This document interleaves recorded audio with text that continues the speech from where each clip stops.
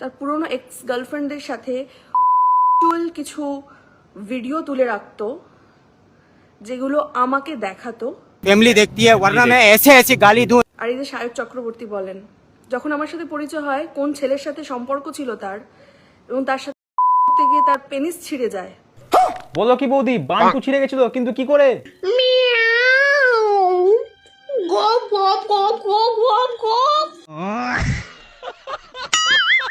যখন আমার সাথে পরিচয় হয় কোন ছেলের সাথে সম্পর্ক ছিল তার, এবং তার সাথে করতে গিয়ে তার পেনিস ছিঁড়ে যায় এবং রুবি হসপিটালে সে ভর্তি হয়। শালা ছিঁড়েছে, ওর শুনে ব্যথা আমারই করছে। ওর বান্টুর থেকে আমার মাথার চুল বেশি শক্ত, টানলেও ছিঁড়ে না।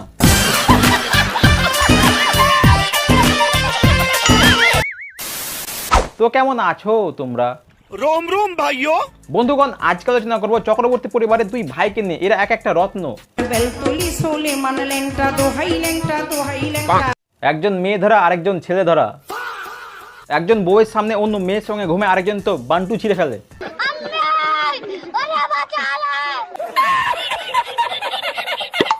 তো ধৈর্য ধরে বসো, শেষ অব্দি দেখো সাইকেল কিভাবে ছিল। আজকে সে বিষয় নিয়ে পর্যবেক্ষণ করবো। তো চলো বন্ধুগণ, আর ভাট নামকে আজকের ভিডিও শুরু করা যাক। তবে প্রশ্ন কিন্তু একটাই, ছিঁড়লো কিভাবে, আর ছিঁড়লো জোড়াই বা লাগলো কিভাবে? আমি জানি না এখনো পর্যন্ত কারা কারা জেগে আছেন। নমস্কার বৌদি, আমি জেগে আছি। ভালো আছে তো নতুন বিয়ে করে? বন্ধুগণ, আমাদের বৌদি একটা না, দুটো না, তিনটে না, চারটে বিয়ে করেছে। কি আবার ভিডিও করার সময় ফোন করছে। হ্যালো দাদা, ওটা 4টা না 5টা বিয়ে হবে।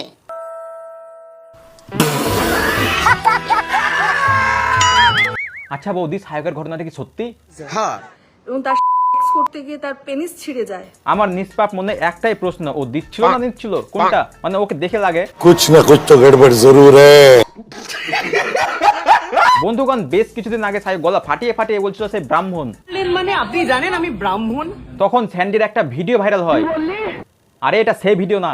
আস্তে আস্তে ও মানে আমার প্রাইভেট পার্টস গুলো টাচ করা স্টার্ট করেছিল। তখন আমরা সবাই স্যান্ডিকে গালি দিয়েছিলাম, বলছিলাম ঢ্যাম না, ফুটেজ খাওয়ার জন্য এসব করছে। কিন্তু এখন দেখছি কথাটা সত্যি। সরি স্যান্ডি, প্লিজ আমাকে ক্ষমা করে দাও প্লিজ। এটা 100% ট্রু। এবং ও যে রিসেন্ট ভাইরাল হলো যে ওর যেটা ছিঁড়ে গেছে, সেটাও আমার সাথে যখন আমাকে হেনস্থা করেছে সেই সময় ছিঁড়েছে। এবং সুস্মিতা যেটা বলেছে সেটা আমার ঘটনাটাই বলেছে না, আরো দ্বিতীয় জনের সাথে বলেছে, সেটা আমি বলতে পারবো না। বাট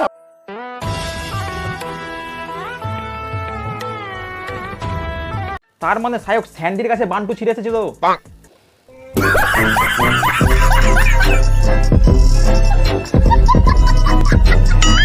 গিয়ে তুই রুবি হসপিটালে ভর্তি হয়েছিলি, কোনো অসুবিধা নেই। দেখ দুটো থেকে তোর জন্য আমি কতগুলো নিয়ে এসেছি।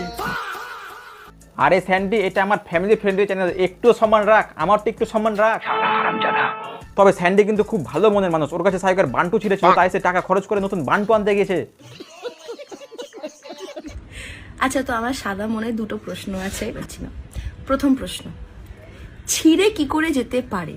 আরে ঝিলিক দিদি, যে তোমার মতো আমিও সেই একই প্রশ্নেরই উত্তর খুঁজছি। কি করে ছিঁড়লো, কোনো টেকনিক্যাল ইস্যু না কি সেটা বলতে পারছি না, তবে কার কাছে ছিঁড়েছে সেটা বলতে পারবো। যেন আমাকে বলো। অ্যান্ড সেকেন্ড কোয়েশ্চেন ইজ, ছিঁড়ে যখন গেছেই, সেটা কি আবার জোড়া লাগানো গেছে? সরি দিদি, এটা বলতে পারবো না। যার ছিঁড়েছে তাকে জিজ্ঞাসা করতে হবে জোড়া লেগেছে কিনা। সে এখন 8 দিয়ে লাগাক, 10 করে লাগাক, সেটা তাকে জিজ্ঞাসা করতে হবে।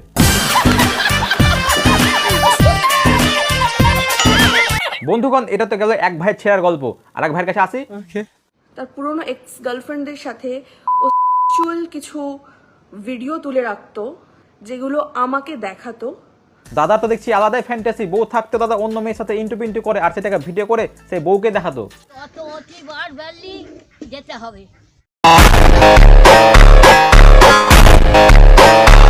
ব্ল্যাকমেল করা হয়েছে এবং বলা হয়েছে যে আজ ওই মেয়েটাকে নিয়ে আমার বিছানায় শোয়া, তাহলেই আমাদের সম্পর্কটা ঠিক থাকবে। फैमिली देखती है वरना मैं ऐसे ऐसे गाली दूं ऐसे। এ তো দেখছি অন্য জগতে বাস করছে ভাই। বউকে বলছে অন্য মেয়েকে শোয়ালে নাকি তাদের মধ্যে সম্পর্ক ঠিক হয়ে যাবে। বলছি মুরা ঝাঁটা চেনো?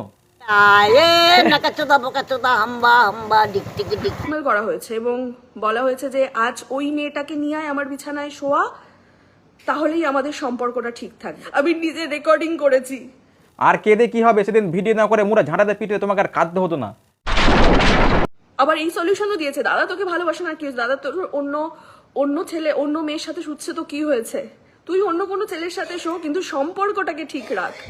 সুটিয়ে লাল করে দেবো, নোংরামি বার করে দেবো। এই মালটাকে একদিন হাতি দিয়ে পোজ মারতে হবে, তখন বুঝবে জ্বালা কি রকম। হাট সালা ছেলে ধরা। তবে প্রশ্ন একটাই, জোড়া লেগেছে নাকি এখনো ছেঁড়া নিয়ে ঘুরছে? ডিভোর্সের আগে পর্যন্ত সাহেব চক্রবর্তী আমাকে বুঝিয়েছে, দেখ আমাদের এই ফ্যামিলি যে ড্রামাটা আমরা দেখাই সেটা আমাদের বিজনেস।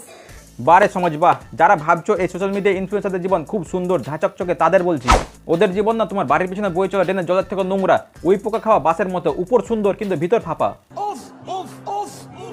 অনেক জ্ঞান দিয়ে ফেললাম, জানি আমার মুখে জ্ঞান মানায় না। যদি ভিডিওটা ভালো থাকে লাইক কমেন্ট শেয়ার সাবস্ক্রাইব করে দিও। চলো দেখা হচ্ছে পরে ভিডিওতে, তখন ভালো থাকো সুস্থ থাকো।